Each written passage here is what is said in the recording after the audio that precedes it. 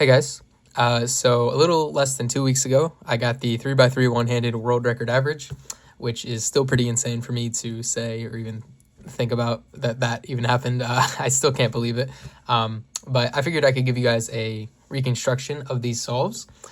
So Philip or Laser Monkey made a little reconstruction video like the day after the solves happened, but I figured I could give a little more in-depth analysis and kind of my thoughts on the solves as they were happening. So yeah, let's just get into it. So here's the first solve now.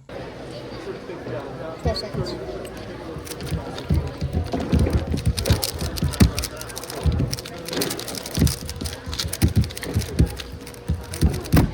Oh my god. So Scrambles will be in the description. So on this Scramble, there's a few things that are kind of all right looking. White looks pretty good. Yellow looks pretty good. Blue looks decent. I eventually settled on yellow. So there's a pretty easy cross here. You can solve this piece, and this piece relative to each other in 3 moves. You can just do that like this. And then from here, kind of rotate up. And then I'll finish the cross with a D prime R. And my first pair will be right here. This corner will just go up here. Important to note, when I tried to do this D prime, I locked up for like a solid second for some reason. I don't really know why. I finger shook it like this with my ring finger. Yeah, I have no clue why that happens. Really not a very common issue, but it did. But I don't know. So I eventually got there, finished the cross, and then this is my first pair in the front here. And then I tracked, this will be my next pair. So solve that, then I rotate it over. This was going to be my next pair. I see that this pair is kind of formed in the slot here. And I know that if I just solve this pair normally, this will just come up and it'll be a free pair for my next pair. And there it is. So right there. So I can insert that in the back and then kind of cancel into solving this as my next one. So back insert and then kind of do like an R2, insert this corner, and then finish this pair like that. And then I get this pretty interesting one-lit glass layer case. So from here, I call it a one-lit glass layer. So I technically did EO to ZB. So basically just do an edge com here. And then you get a ZB. But since this is basically like a PLL skip ZB, like it's the easiest ZB. So from here, you kind of just finish the cube. Yeah, you could call that EO to ZB. I knew it was gonna like skip like that, so I kind of would like to call that a one-lit glass layer, but either way, pretty easy glass layer case. Yeah, pretty nice solve besides that huge lockup at the beginning. Here's the next one. 8 seconds.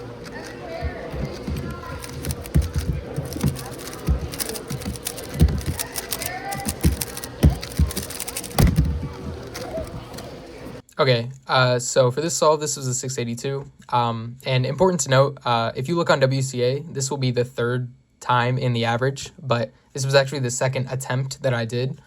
There were some issues with like the order of the scrambles I got.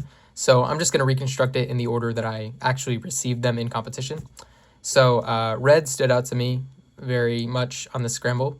You have cross pieces here, here, here, here, and then you have this free pair.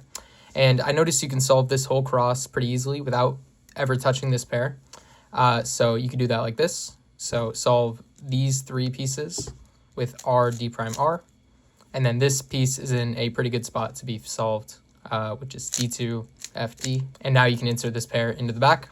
And then my next pair will be this one. So just U prime, and then another 2-gen pair here. Rotate. And now I can solve this pair 2-gen in the back slot. Rotate again, and then I can solve this pair again, 2-gen in the back slot. So that was F2L. Really simple, really easy solutions. A lot of just 2-gen spam stuff, but it worked out. And then here, just anti-zoom. And then it gives you a U-perm, which for this specific case, like in the back like this, I rotate here, and then I solve it like this. So really, really simple solution. This was also the highest TPS OH solve officially ever, 8.94 TPS. So really just shows, simple solutions, a lot of 2-gen spam. It works out if you can turn well enough, and I'm really, really happy with this solve. 8 seconds.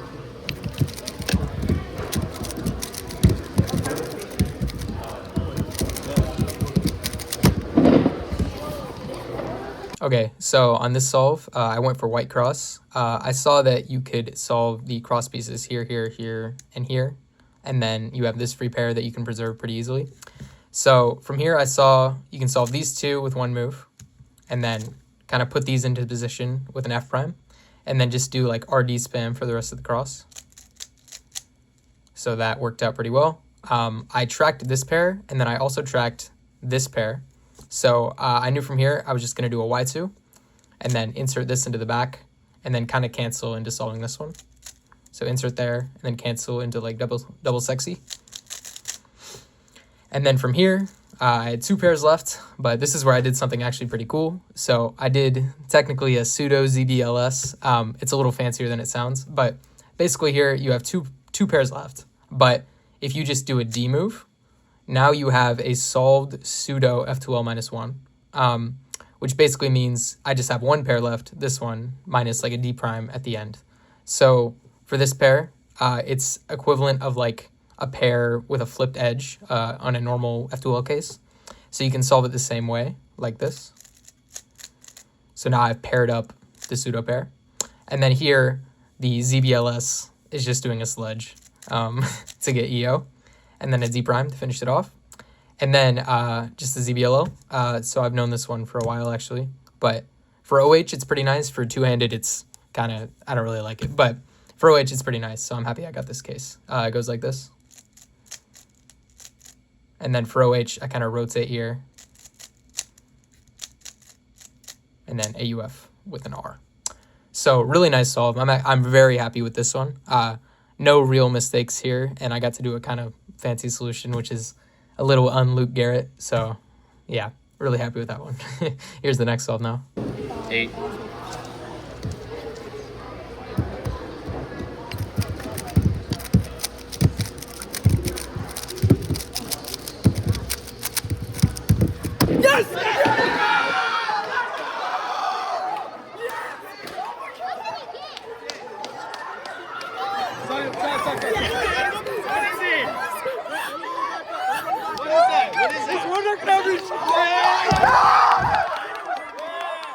All right, so here is the solve that you've probably seen the most because I posted it everywhere, and it was the clutch solve that got me the average.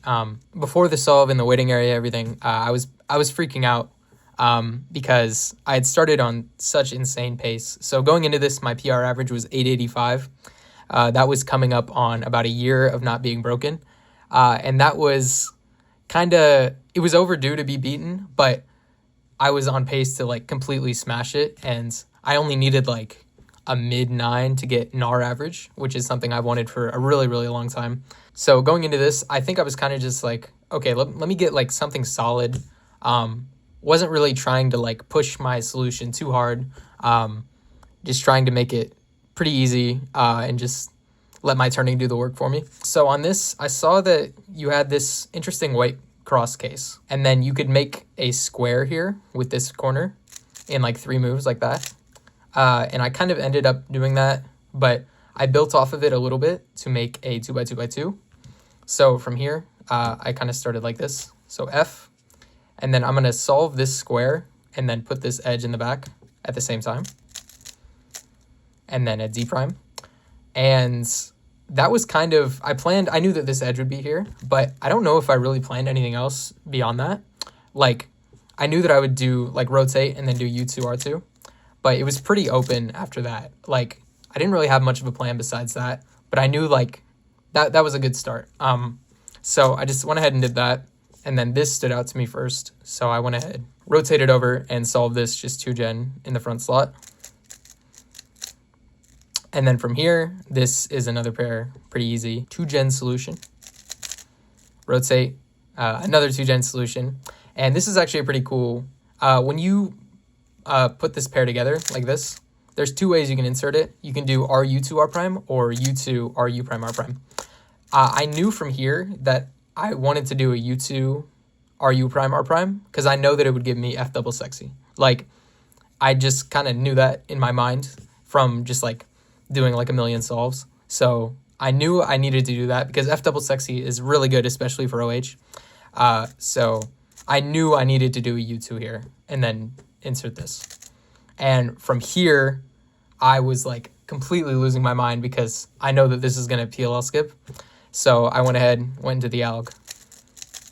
And I was losing my mind so much is probably why I dropped the cube around here before I was able to do AUF. But I eventually got it, did AUF, stopped the timer at 7:45. You know, you've seen the video. But yeah, greatest accomplishment of my cubing career, greatest moment of my cubing career.